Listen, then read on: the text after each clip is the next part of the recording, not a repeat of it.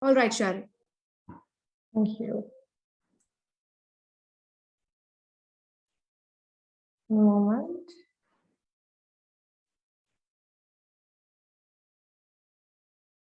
Hi everyone, a very good morning.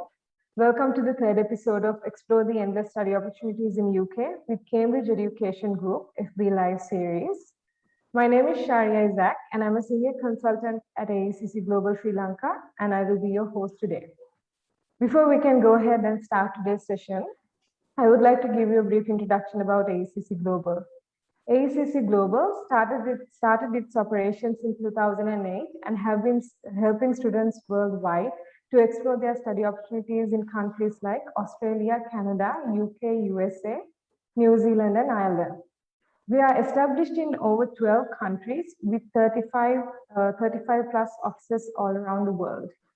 To tell you a little bit about the services that we provide to our students, we help our students explore their study opportunities by letting them, sorry, one moment. We help our students with consultation for destination and university selection. We help them with application guidance and applying for scholarships. We guide them on finances and visa applications and also pre-departure services. One thing you need to remember is that all of our services are free of charge. So to start today's session, I would like to warmly welcome our two special speakers, the International Recruitment Manager of University of Hull, Ms. Emma Payne, and the South Asia Manager for On-Campus Education, Pranesh Kumar Sinha. Good morning. Thanks for inviting us. Good morning. All right. So to tell you a little bit about Emma, she's worked in the international higher education for over 15 years in various roles. Her genuine warmth and passion about studies in UK comes through, especially when speaking to students about their futures. Emma's empathetic and sincere nature comes from her intercultural communication abilities to support students on a daily basis. Today, she will be telling us more about University of Hull and also the latest updates on COVID and how UK is responding to it, and also the particular plans for international students during the pandemic. Over to you, Emma. Good morning, thank you. Pranesh, did you want to do a session first on campus, or was it over to me to start with? Emma, you can start with the presentation. Fabulous, thank you. So good morning to everybody. I am just going to share my screen so you can see a little bit more about what is going on at the moment. So I work for the University of Hull, and I'm really pleased to be giving you more information about the situation in the UK at the moment. And I want to talk a lot about how UK universities, from specifically from a Hull perspective, have been supporting our students. So I first of all wanted to start to look at kind of like some of the updates of COVID-19 and what's happening in the UK. So in the UK, we're made up of 4 countries individually, and each of those have all got different rules and regulations. And so if you're going to come and study in the UK, you really need to know what's happening in the country you will be studying in. So my university is in England. I live in England, so I'm going to talk to you today about England. If you're coming to a Scottish university, you need to look at what's happening in Scotland, also the same for Wales, and also the same for Northern Ireland. So we all had different situations with the pandemic. There were different rules in place, different things that you need to be doing as a person living in that area, and also coming into that part of our country as well. So in England at the moment, all lockdowns have ended. We are given guidance, so we're being recommended that when we go into shops or into restaurants that we wear face coverings. If we take public transport, we wear face coverings, and this is a recommendation. This is not something that you have to do, and based on the number of infections and cases at the moment, that actually this is being really strongly advised. So in the UK, they've been looking at different infection rates in different places, and we're making sure that actually as many people are as safe as possible. and that we can kind of keep everybody, try and bring that COVID rate down in each of the particular areas. I have to say at the moment, we unfortunately in Hull have a little bit of a high area, but this is not unknown. This happened in the first wave and also in the second wave, that we were later to get higher case numbers. Now, to give you an idea of what's happening in terms of like vaccinations in the UK, or in England, should I say, 87% of our population in England has had the first vaccine. So in the UK, there's been lots of different vaccines that have been offered, and 87% of the population have had the first vaccine, and 75% of the population have had the second vaccine. And I have to say, I'm one of those lucky ones that's had both vaccines now. I've had them for nearly 2 months, so I'm really well vaccinated as I'm going to be at the moment. Now, I know students who are coming into the country, into England, into the UK, have a lot of questions about, is the vaccine I've taken back in my home country going to be valid? And you need to just look and read the rules. In the UK, you do not have to be vaccinated. It is not a legal requirement to be vaccinated in the UK. And therefore, you don't have to have any particular vaccine. When you come, you can register with the National Health Service, with a local GP, and they can look and discuss with you what vaccine you've had already. And if we get to the point where we're rolling out kind of like a third vaccine and booster jabs for people, then they can figure out what will be the best for you at that time. One of the things that they've been talking about is also being what they call like a COVID passport, where people in the country will be able to attend different events if they've had vaccines. They haven't quite figured out how this is going to work at the moment. So just keep watching the news. Once you're in the UK, keep listening to the universities that you're studying at, and they'll be able to update you and tell you what the situation is in terms of what you can do and how you can function within that space.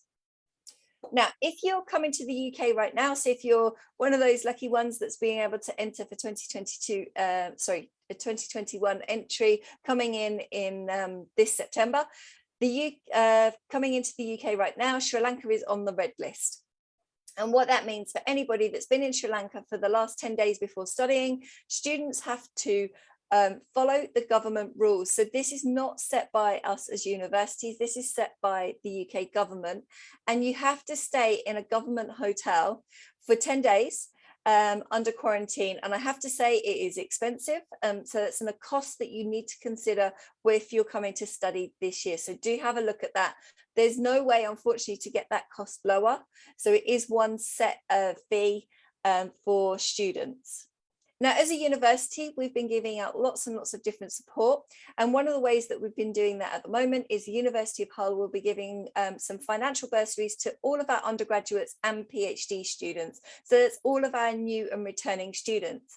Now, we don't have master students in there. And the reason for that is that we matched our fee to UK fees this year, bringing down all of our tuition to under £10,000. And that means that students should have some room to be able to support that cost of staying in that government hotel. Now, also this year that we're doing free airport pickups for all students. Now, we ordinarily do free airport pickups, but this is actually going to be for any student wherever they're coming in. So once you've done your quarantine, you go back to the hotel of your, the airport of your arrival, and we will be able to pick you up from there. So making sure that our students can safely get onto our campus. There's also lots of support out there for students who are coming from amber list countries where they have to quarantine for 10 days, they have to self-isolate for 10 days in their accommodation. And we've got lots of support for students in that situation as well. Now, just to give you a little bit of information about the university before we start. So University of Hull has been here for a long time. So we were founded in 1927. We became a university in our own right in 1954. Now, going back to that 1927 date, that makes us the 14th oldest university in England. And we're really proud of our heritage. Now, size-wise, we're a medium-sized university in the UK. We're around 14,000 students. And at this coming intake, we are going to have over 2,500 international students. And it's going to be a mix of students for everywhere. And we're really excited and really looking forward to welcoming everybody onto campus in September in a couple of weeks' time. Now, as a university, there's lots of investment that's been made into our campus. And so outside our campus looks really old and really traditional, and inside really, really modern, fantastic facilities for our students to be using. Now, we're also really lucky to have some amazing spaces. One of them is our Alum medical building, and it won an award for buildings that inspire. So our students that are doing things like medicine, they're doing biomedical sciences, nursing, healthcare, paramedic science, all of those kind of things all get to use this fantastic building for their learning. But the building's open for all students. So actually, if you want to go and study in there, if you think that actually it's a great space, which I do as well, to go and kind of have some quiet time, really, really good location right in the middle of campus. Now, I wanted to show you our campus. I'm really lucky that I get to work on here. I've been away for quite a long time. I live quite close to the university, and we're now coming back to campus. Campus will be open for full-time teaching from this September. So we've already done a little bit of teaching at the end, at the beginning of trimester 3. However, a lot of students had already finished, but we're going back full-time in September. So yeah, onto our fantastic space. I'm going back almost full time in about 2.5 weeks. I'm really excited to be working with my colleagues face to face again and being on our beautiful space. You can see that there's lots of things on there. We have our sports centre, you've got the business school down in the foreground of the picture. There's lots of on-campus accommodation. So all of the things that you would expect as of a UK university. Now, one of the great things, give you an idea what happened during the COVID pandemic. Our campus is 24 hours a day, 365 days a year, and we actually never closed our campus. So students that were still living in university accommodation, they stayed. They could stay on there. They got support from the different professional services teams. So if they needed food, there was cleaning that was being done. There was support to make sure that they were cared for in every way possible. And I'm really proud of what our university did in order to support those students. I went onto campus to meet a couple of students during that time, and it felt actually much busier than I expected it to. And it was a really, really great place to be for our students to be supported. So although lectures went online, we still had lots of things that the students could be doing to interact with one another in a safest way as possible. Now, our campus itself has the space for lectures. We've got that amazing sports facilities. You've got places to get lunch. You've got the amazing library, which is open 24 hours a day during term time, and it's starting to go back to that as well. We have an amazing gym, and we've also got a nightclub on there. So it's a place to go and kind of like relax if you like partying too. Now, as I said, campus is 24 hours a day, 365 days a year. So if you ever need any support, then you can go to our security team and get them to help you at any given time, which is a really good way just to make sure you feel that little bit more secure if you need it. Now, on campus accommodations, some of them have also got 24 hours a day on-site staff as well, which is really great if there's that kind of emergency in the middle of the night, or if you're worried about something, there's always someone to go and have a quick chat to as well. Now, I want to talk to you a little bit more about kind of like the support aspects of what we do as a university to make sure our students don't just get the academic side, and you'll be aware of what the university is providing academically, but also on that pastoral side as well, and the other aspects that back up your studies. So we have fantastic wellbeing and mental health, which has been really important for a lot of people during the COVID pandemic, making sure that actually being locked up in your room most of the time, not able to go out or not able to meet up with your friends, not able to go home and see your families. It's a really, really tough time. And actually having those services there for your well-being, really, really great to be using. Great thing in the UK is everything is 100% confidential. So unless you want information shared, we don't pass this on. It doesn't get given out, but you can still get that support. They've got a great team that gives immigration advice. We have disability advice, learning support, our skills team, academic support, and also career service. And I'm going to go into some of these in a little bit more detail. Now, on the academic support side, coming to the UK, the system is fractionally different to what you'll have learned here in Sri Lanka. So therefore, making sure that you adjust yourself and you know what the academics are looking for is a really good way to make sure that you actually hit the ground running. Now, if you come through the CEG pathway, you come to on-campus Hull, you're obviously going to have all of those really fantastic skills to help you. And if you need any more, you can go back to the team in on-campus, or you can take up the additional support that you'll get within our skills team as well. Now, they're based in the library, and they'll be able to help you looking at things like academic writing, doing study. So if you're a little bit like, oh my goodness, how am I going to fit this all in? You know, I was getting lots of support when I was in schools, getting lots of support in on campus. How do I fit this in now?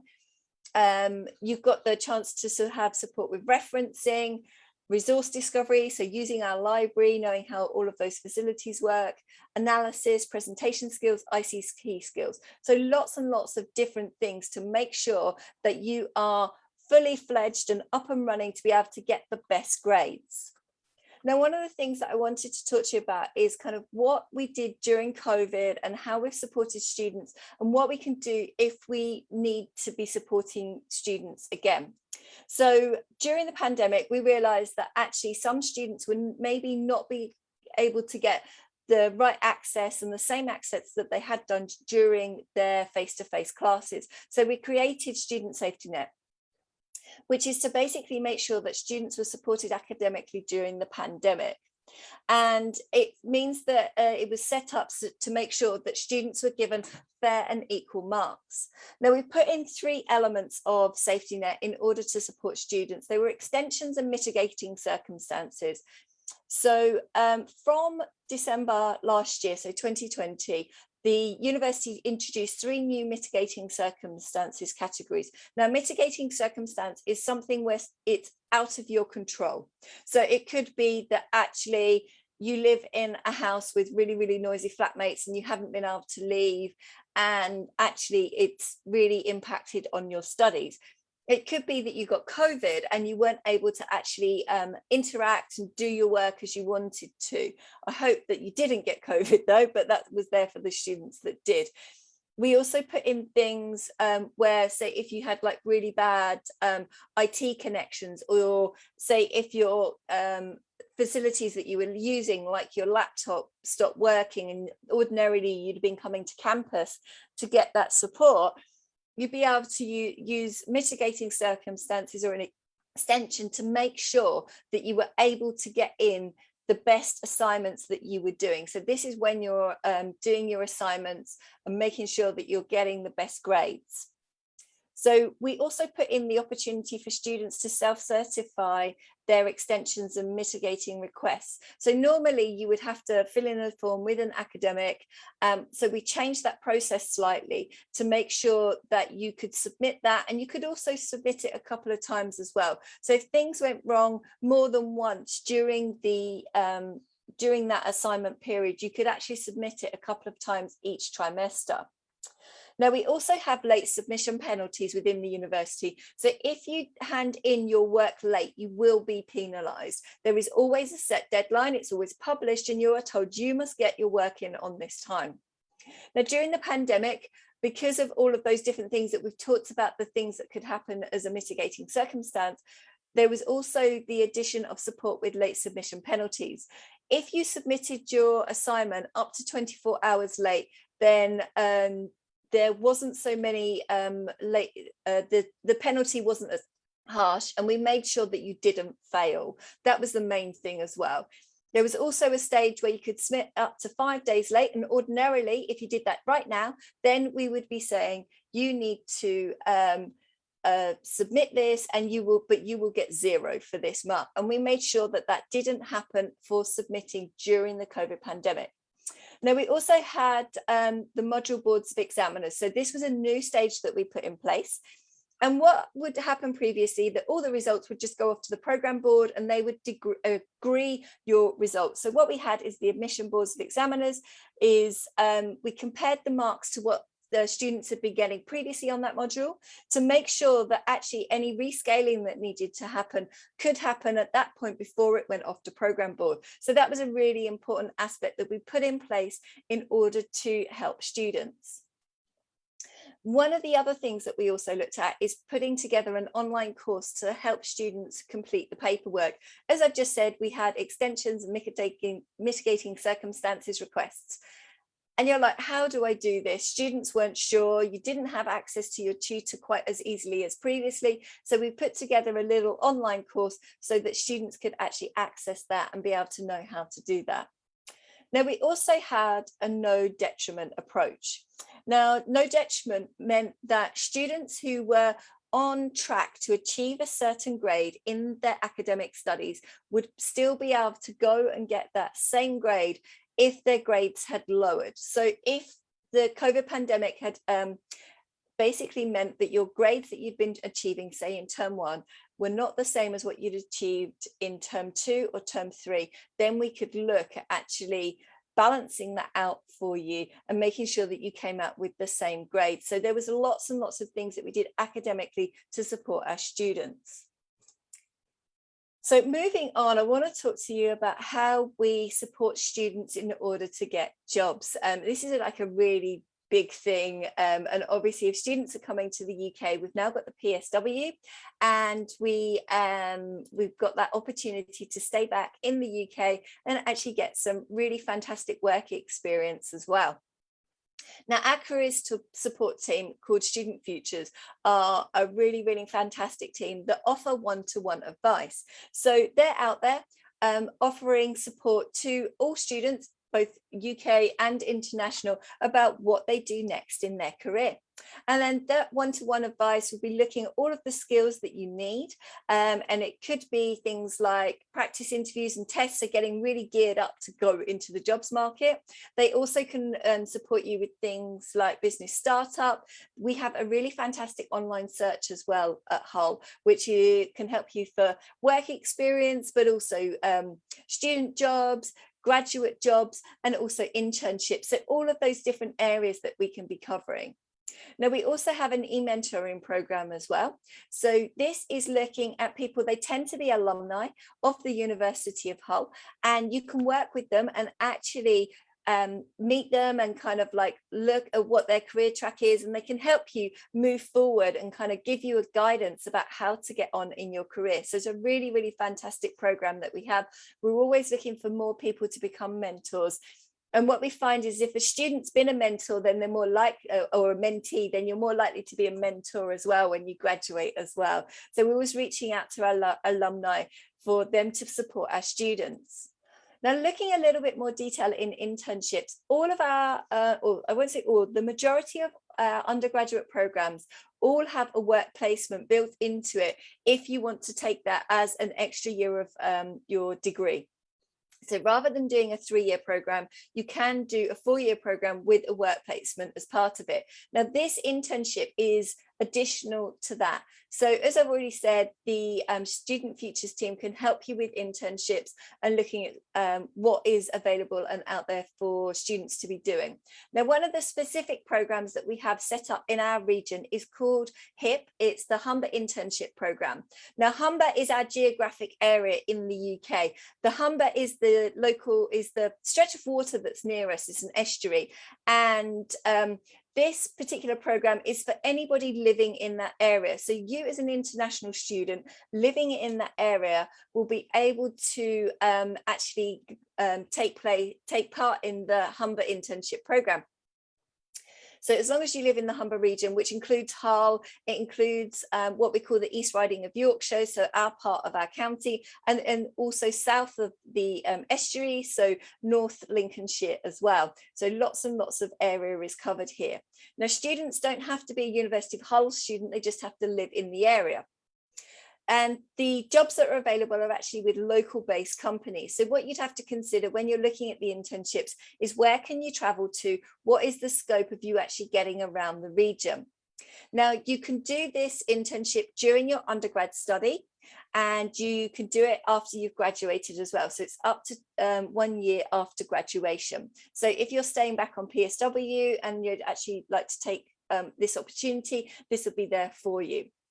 Now, the program internship duration is 12 weeks. And as we said, you can do that full time, you can do that part time. If you're studying, then obviously you can only do that part time, and you'll actually work that out as you're applying for it. Now, Student Futures work with you to make sure that you get the best internship that's suitable for you. And lots of these jobs, they can be working for all different types of companies and then doing all kinds of different types of work. So it might be that you're a business student and you can be going into any particular company, or you could be a little bit more specialist and doing, say, something like chemistry, and then going into one of our local companies where they will take on chemistry graduates as well. And we do have a lot of companies in Hull. Now, some of these placements are paid, so therefore you can actually be earning money while you're doing your internship as well. And the payments are actually part of the program. So while you're applying for the program, you can actually get that point is when you'll find out how much you'll be paid to do this as well. And you can negotiate that with the company. Now, if you're really, really successful in your internship and they are looking to take on more people, it may be a really good way to looking at securing a graduate placement once you have completed your internship and also your degree as well. So it's not guaranteed, but it is there for you. Now, we also have a really fantastic visa and immigration team at Hull, and they're able to help any of our students. So whether you're coming in as a pathway student onto an on-campus Hull program, or if you are going from on campus to the university, if you are graduating and you're looking for support with the new graduate immigration route, the visa team will be able to help you. So they're very, very busy right now helping all of our students who'll be coming in for our September intake, but a really great place to be able to get lots of support to get you here into the UK or once you graduate. They're also there if you have any troubles while you're studying as well. So lots and lots of support for our students whilst they're with us. Now, one of the things that I wanted to talk about fractionally is our tuition fees. Now, we haven't set our fees for 2022 at the moment, but I wanted to give you an idea of how much it costs to study at the University of Hull. What we're looking at, our undergraduate fees are $14,800 for our arts and non-laboratory programs, and then $17,550 for our science and lab-based programs as well. Now, if you do a CEG program and then you come onto that, there's also scholarships that you can apply for as well. So there's lots and lots of different support too. And we'll be announcing that as we get a little bit further into the year. We're hoping to have that available very, very soon for our students. It gives you an idea of our fees here. Now, for our postgraduate tuition fees, for this intake for September 2022, we were able to match our fees to the same as UK fees. So students studying in our Faculty of Arts, Culture and Education, so this was on degrees like our MA Education, the tuition fee is $7,850. Now, students coming into our business school, they'll be paying £9,600. Some courses are a little bit more expensive. We have a program with an internship that was a little bit more. The law department and the Department of Politics are $7,850 as well.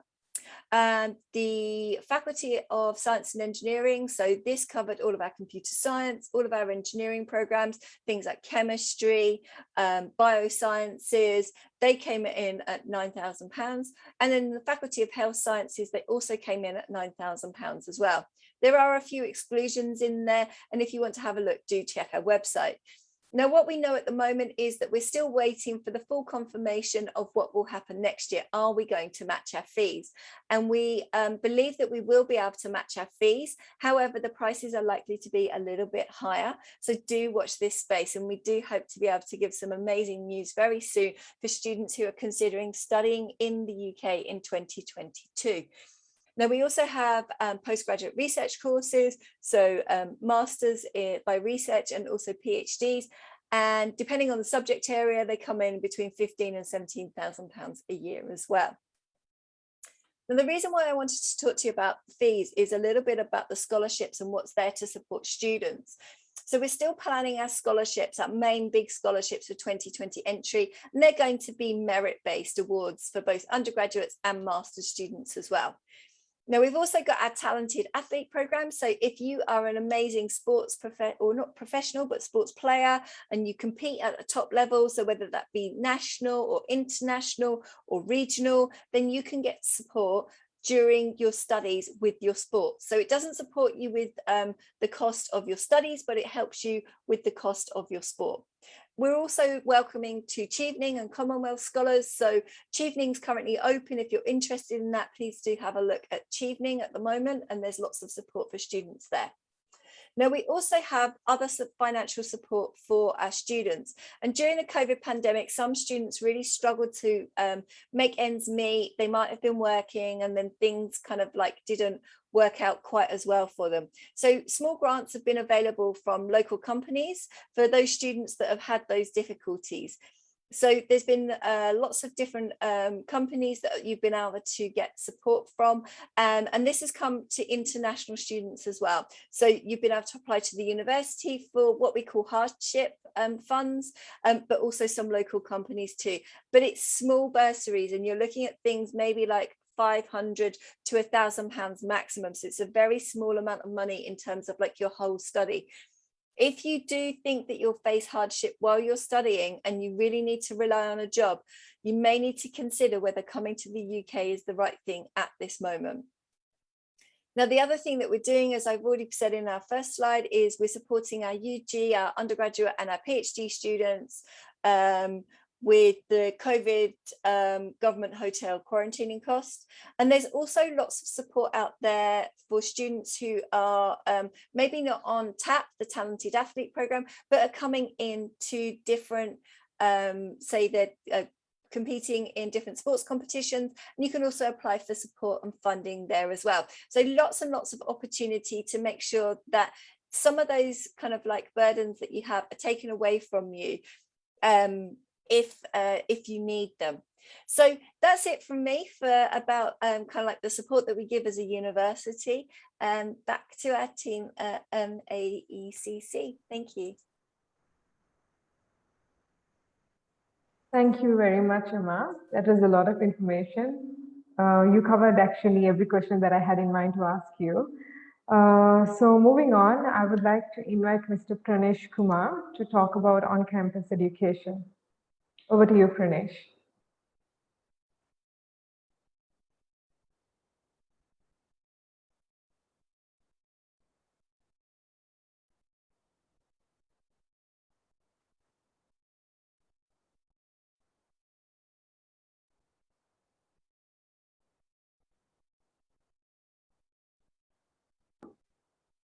Shall I start now, Shari? Yes, please go ahead. Yes. Yes, please. So thanks for the excellent presentation, Emma, regarding the University of Hull. And I'm going to share my bit and try to explain how on-campus works. So a quick view on Cambridge Education Group. We are popularly known as on-campus around the world. And how do we assist and help students is something that I'm going to explain you in the due course. What are our unique selling propositions? So one thing that's quite pleasing to the ears is that we were the first foundation providers in the UK, and we started back in 1952. The important thing for students who are hearing us or parents who are hearing us is that what do we basically mean by on-campus is that we are a pathway provider. Take a simple example. You as a student might have completed 4 A levels in Sri Lanka, or might have completed bachelor's in Sri Lanka, but you have not been able to get a direct entry to the university, for example, University of Hull. Would that really crash your dreams of studying at the university? No, that's not the point. You can still come and study with us, do foundation programs, and then progress to the university. What's inspiring about us is that, yes, we were the first foundation providers in the UK who started in 1952. And secondly, we are pioneers in offering these programs. So what we offer are undergraduate foundation programs, international year one, and master's foundation program. What's another good thing about us is that we are incorporated within the university campuses. So for example, let's say a student wasn't meeting the entry requirements of University of Hull, and we offer them foundation programs that would help them to bridge to the university programs. Where are they going to study? They are going to study straight inside the university campus. And what exactly helps them over here is to adapt with the environment. A student who's studying with us is getting exactly the same university experience as any other Hull University student.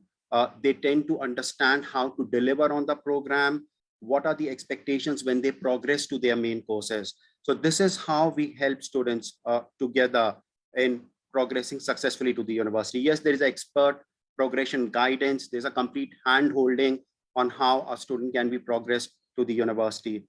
Fantastic study mode in the sense that we are offering both a face-to-face starting September, or a student can join us anytime face-to-face, even if has started online in September, leading to the January term program, which would be face-to-face.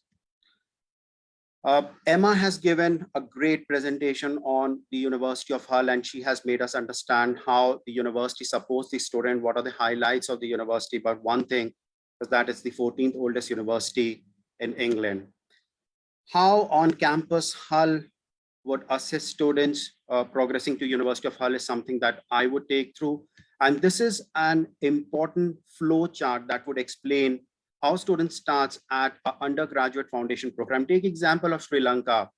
If a student has done O-levels, has successfully completed the O-levels, and isn't meeting the direct entry requirements of University of Hull, would first do a 3 terms, which is a 9 months program at on-campus Hull. On completion of the 9 months program successfully, students would progress to the year 1 of the university and would then complete the 3 years bachelor's. But then there is also an option, that's the international year 1, whereby students have completed the A-levels, would start year 1 with us and would get a direct entry into the year 2. So that's the second program that we offer, which is international year 1. The third is for the bachelor students who have successfully passed in Sri Lanka, they can come and join us. If not meeting academic English requirements of the university, they can complete a 9 months program with us and then progress to a master's degree at the University of Hull. So this shows you how students would progress after completing our programs and then progress to the University of Hull. Now, we have undergraduate foundation programs in business and computing. There's international year 1 in business and computing, and then there is master's foundation program in business. Some examples. So you might just think how many programs students can progress to after completing the undergraduate foundation program with us. There are a range of degrees. For example, a student doing a business pathway can then progress to a number of degrees like business management.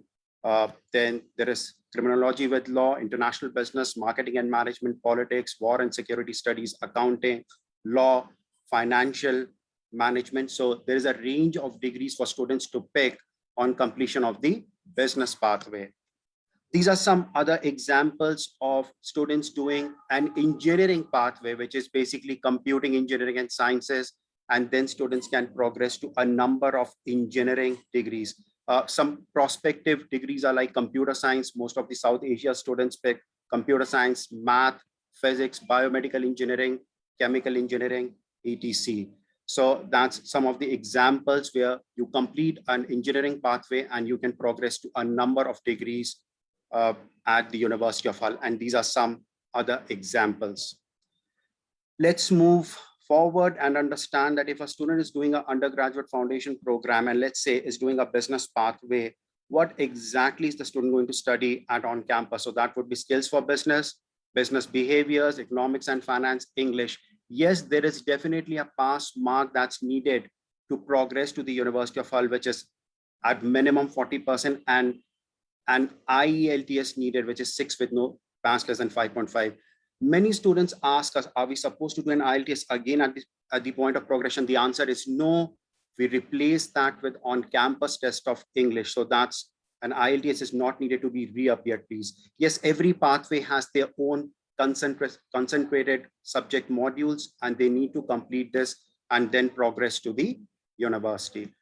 Now, the September intake is almost gone, but let's try and eye the January intake. And we have a January intake in business and engineering both.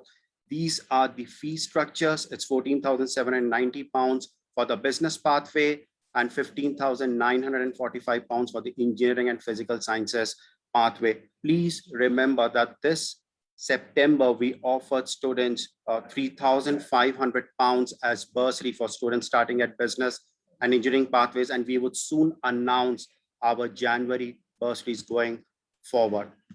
This is an example of international year one where A-level students can come join us, and then they can progress to a range of degrees in business. Again, business management comes as a popular option across South Asia. There's marketing, accounting, financial management, logistics, and supply chain management. Some examples of international year one engineering pathway, again, quite interesting. There is a huge population of students who would plan and go and study engineering degrees like electrical and electronic engineering, mechanical and medical engineering, biomedical engineering, chemical engineering. So Hull comes across as quite a popular option for students who plan to do international year one leading to year two. This is again an example of what a student would study during international year one. These are the subject modules, and then they can progress to year two of the university on meeting specific criteria.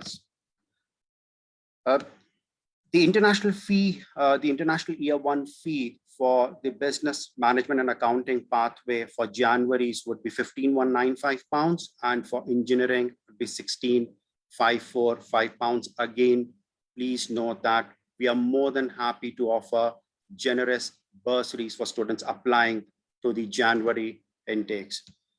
This is an example of the Master's Foundation program, and we again have a number of programs under business that students can pick on completion of their pre-masters progressing to the University of Hull.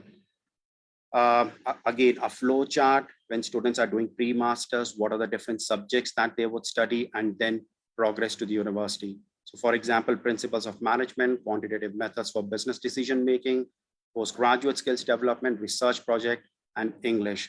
You complete these modules, meet the minimum requirements, and progress to the University of Hull. Similarly, in January, we have the fee structure, which is £14,790 for the pre-masters leading to masters at the University of Hull. These are the entry requirements for students coming from Sri Lanka, and you can look into undergraduate foundation program. What we specifically need is successful completion of 5 GCE O-levels with an average grade D, or the successful completion of 5 GCE O-levels with an average grade 3 to 9 new systems. For international year ones, as I said earlier, completion of GCE A-levels, UK or Sri Lanka with 48 UCAS points, or completion of high school evidence plus evidence of a year further study with pass grades. Master's Foundation program would need students essentially must have completed Bachelor's of Professional Degree graded C 2.0 GPA, 40%, Sri Lanka Higher Diploma plus 2 years of work experience. So if you haven't completed your Bachelor's of Professional Degree, you can still study a pre-master's if you have a Sri Lanka Higher Diploma plus 2 years of work experience. There's quite a flexibility in acceptance of English evidences. As you can see, we can accept a number of English evidences from Sri Lanka students, TOEFLs, Ielts, all kind of Ielts like academic, general, UKVI indicators, PT, both academic and UKVI, language certificate B2 levels, Pearson Verisens, GCSE O levels, first and second language. Please note that these O levels should be the UK assessment boards, IB diploma at HLs, English language 3, and we also accept password skill test and Oxford International English test for students applying at ONCAMPUS Hull. We have great accommodation facilities, which is pretty near to the on-campus hall, and one of them is the courtyard, and then we have the Westfield court, and the cost is around £2,450 for each term. What's more important is that Sri Lanka is still under the red list, and many students ask, is there a quarantine support that has been provided to students? So there's a great news. What we are doing is students arriving from the red list to the UK have to quarantine in a government approved hotel. And when they complete their quarantine, the 10 days period, they can submit a receipt to us. And what we are going to do is we will deduct straight away £1,000 from the last term of the fee. So this is a by your side flyer that clearly shows how are we supporting students from South Asia arriving in the UK, and basically for students who are still in the red list.